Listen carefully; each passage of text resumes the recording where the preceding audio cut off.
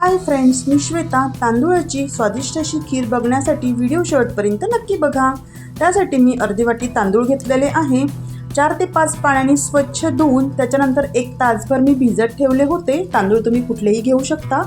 त्यानंतर याच्यामध्ये मिक्सरमध्ये आपण हे तांदूळ आणि 4 ते 5 काजूचे तुकडे ॲड केलेले आहे. थोडं पाणी ॲड करून व्यवस्थित अशी पेस्ट बनवून घेऊया.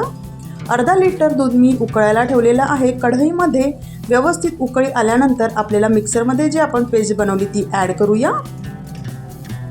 स्वागत आहे तुमचं स्पेशल स्वाद मराठी या चॅनलवर. तुम्ही जर आणखी पण सबस्क्राईब केलं नसेल तर प्लीज चॅनलला सबस्क्राईब करा. रेसिपीज आवडत असतील तर व्हिडिओला लाईक शेअर कमेंट करायला विसरू नका.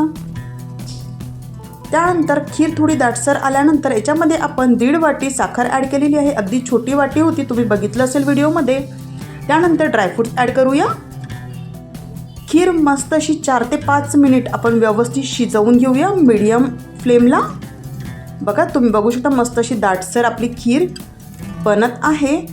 खीर पूर्णपणे तयार झाल्यानंतरच याच्यामध्ये आपण वेलची पूड ॲड करूया. तुम्ही हवं असल्यास याच्यामध्ये केशरसुद्धा ॲड करू शकता. 1 चम्मच मी वेलची पूड ॲड केलेली आहे. व्यवस्थित मिक्स करून घेऊया. आपली तांदूळाची खीर तयार झालेली आहे.